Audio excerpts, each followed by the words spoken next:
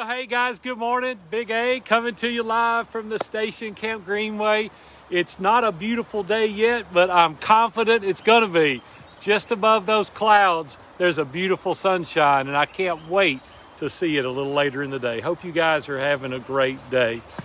Hey, I'm going to try to do this talk without ranting. I know sometimes I rant, and oftentimes it's over things that I'm very passionate about. And quite honestly, I'm very passionate about this topic today as it relates to our children. And I am so privileged to have two adult daughters, 37 and 34 years old. I have 5 beautiful grandchildren, ages from 4 years old to 17. And I don't want to be that generation that says, hey, you guys figure it out. I'm almost 60 now. Good luck to you. Hope you figure it out. I want to be part of the solution, not part of the problem. Because I lead Iron Sharpens Iron Mastermind, I have to study a lot, right? It doesn't come easy to me, so I have to study and read a lot. And some of the things that I've been reading about a lot lately is our teenagers. And I want to tell you, it is totally a different generation today than it was when I was a teenager. I'm not saying that's bad. I'm just saying that it's different. And quite honestly, before I went on this journey to understand our teenagers better, quite honestly, I just said, hey, whoop them into shape. They'll get over it and they'll move on. Well, that's not the case. The more I study and the more I research and the more I interview people, I find out that they're dealing with so many different dynamics today than I did as a teenager.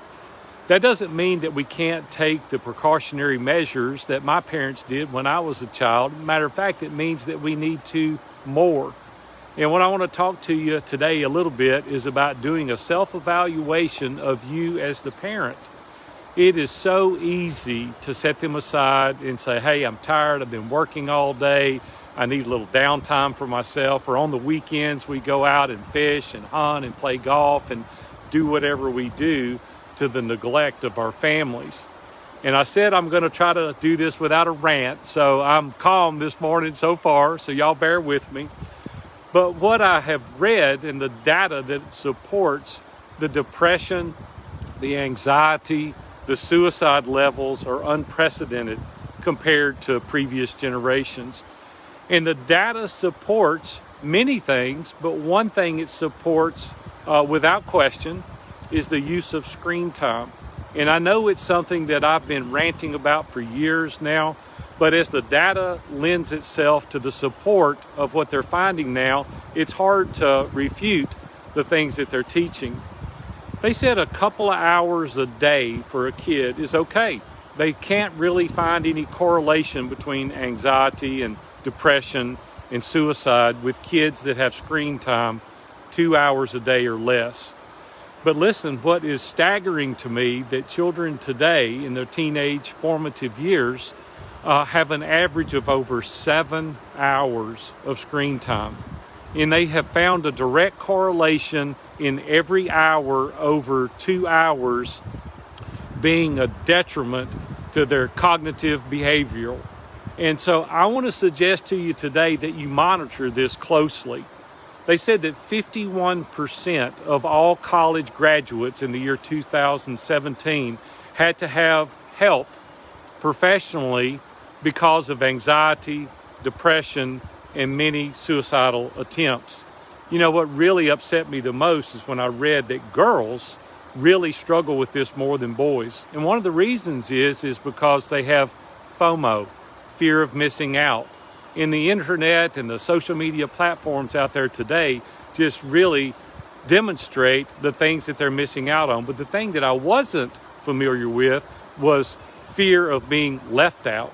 You know, when I was a student in college and not in college, but in high school, I didn't go to college. In high school, if they had a party and I wasn't invited, I didn't even know it. It wasn't even on my radar. It's like, hey, well, I guess I wasn't invited. I didn't even know about it. But today, every party that's out there, children are seeing the parties that they weren't invited to. They're seeing girls that are highly polished.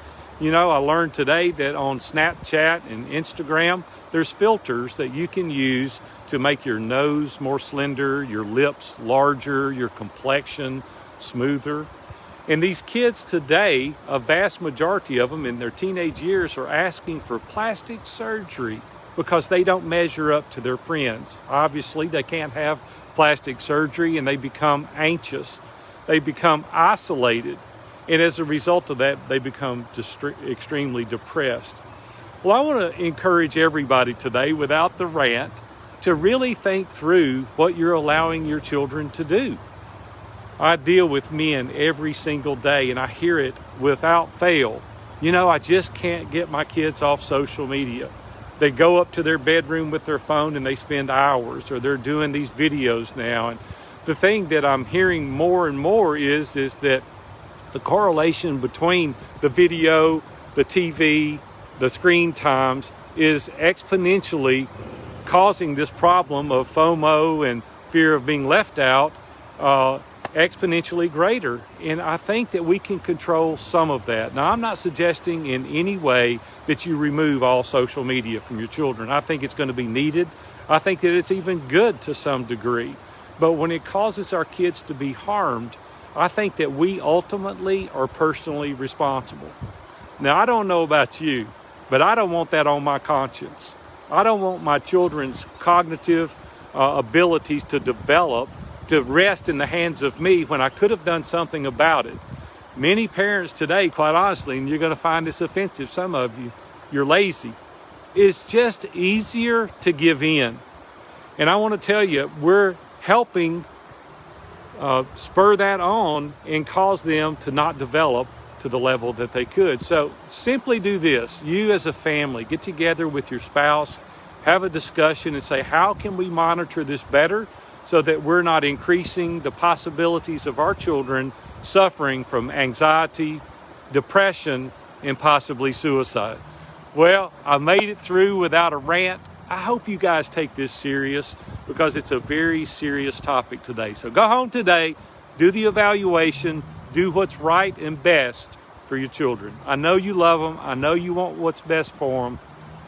Go out there today and do the tough love. Thanks a lot. I'm Big A, coming to you live this morning from the Station Camp Greenway. We'll see you.